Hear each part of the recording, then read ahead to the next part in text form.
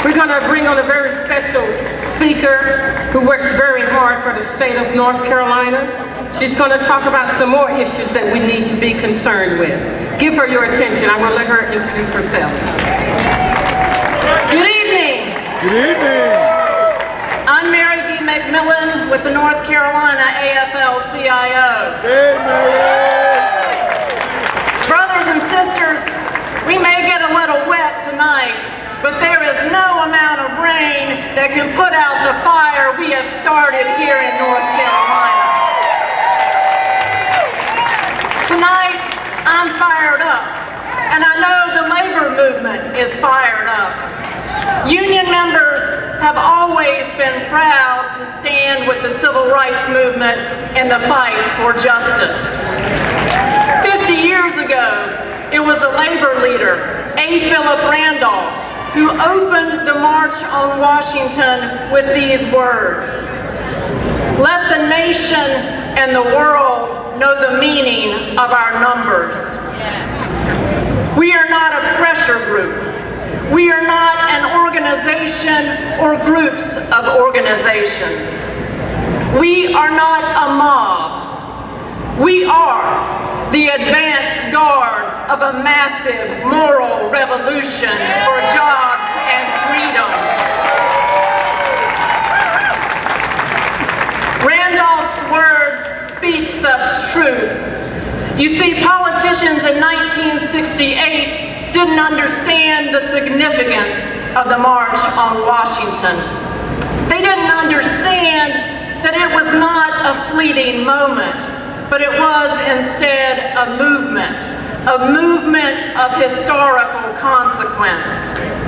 Today, as North Carolinians rally in 13 cities, our politicians again have a similar lack of understanding. Our legislators may not know the meaning of our numbers, but the nation is beginning to understand. The political pundits and reporters who skewer North Carolina with their daily headlines, they understand. The people in Chicago and Oakland who have done their own Moral Mondays, they understand. Here in Raleigh, our governor and our legislators may not get it, but the rest of the country understands that we are not outsiders, morons, or troublemakers. They understand that instead we are the advance guard of a massive moral revolution for jobs and freedom. Freedom not only for us as individuals, but freedom for us as a people from the tyranny of greed that threatens our democracy and our humanity.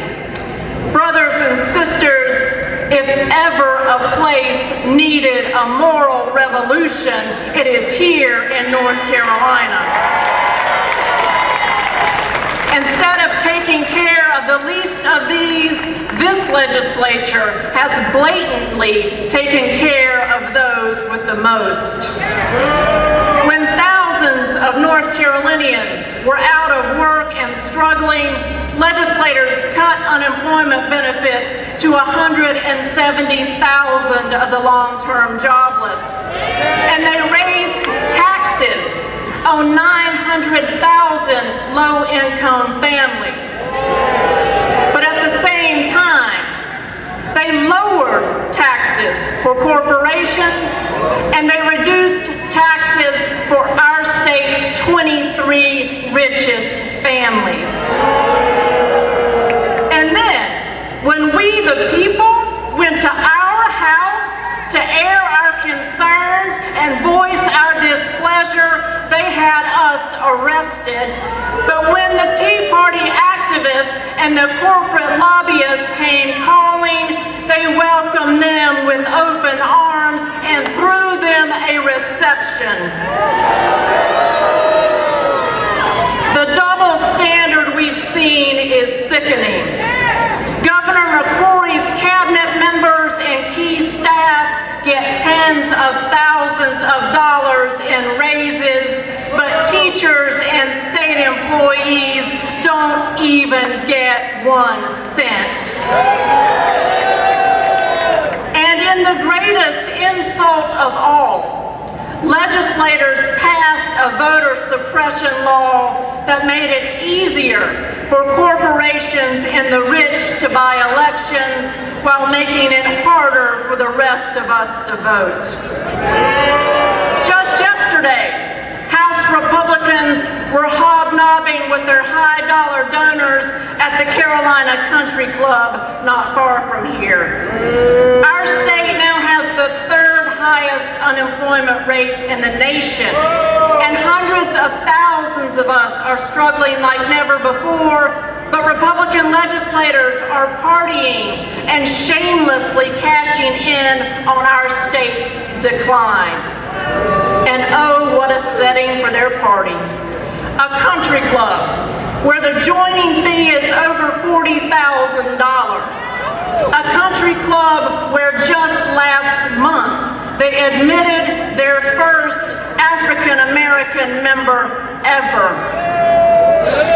Let's face it, if our Pope and his minions had their way, all the members of our legislature and all the people lined up to vote on Election Day would look just like that country club membership. Rich, white, and old. You see, brothers and sisters, the struggle we are in is bigger than any one issue. It's not just about the rights of workers or women or voters. This is a fight for what kind of society we will be and what kind of economy we will have. Will we continue on this path toward greater inequality where a select few control the wealth and the political process? Or will we finally become the country of equality and freedom that Dr. King dreamed about? That is what we are fighting for. Those who seek to trivialize our actions don't understand the significance of this fight or the strength of our resolve. Governor McCrory and our legislators need to understand that we don't want cookies. We don't want cake. We want a bigger piece of the pie. That is what we are fighting for. We want what we have earned, what we deserve, and believe me, we deserve so much more than crumbs and condescension. We deserve good jobs with living wages and the right to organize. We deserve affordable health care and the right to make our own health care decisions. We deserve clean air, well-funded public schools, an unbiased criminal justice system, and a fair and open democracy. And we all deserve the right to dream. Tonight, we stand up to defend not only Dr. King's dream, but the dreams of all of us to build better lives for ourselves. Tonight, we stand up to ensure that the dreams of young black men don't end like Trayvon Martin's did. Tonight, we stand up to protect the dreams of immigrants who aspire to live their lives as Americans. Tonight, we stand up to fulfill the dreams of fast food workers who hope to earn enough finally to support their families. Tonight, we stand up and we stand together because we believe in the dream of equal opportunity and shared prosperity for everyone. And tonight, we make it absolutely clear that we will not be quiet, we will not go away, we will not rest until that dream becomes reality. You've all seen the crowds at Laurel Mondays. There's crowds tonight. We know the meaning of our numbers. We know the power of our solidarity. That's why we'll keep growing this movement. We will take this dream home and we will organize and mobilize in every district in this state. We will register voters and we will turn out the vote. Doesn't matter where they put the polling place. Doesn't matter how long the line is. Our legislators need to understand, ain't no voter suppression law gonna keep us down. Ain't no stopping us from organizing every town.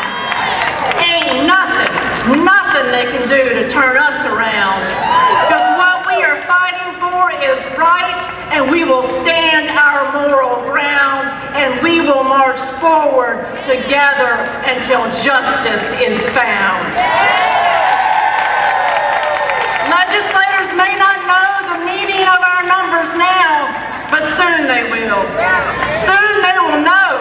Soon they will understand that we are the advance guard of a massive moral revolution for jobs and freedom. And we are not stopping. We're not turning back. We're not splitting off. We will march forward together until there are jobs and justice for all of us. Forward together. Forward together.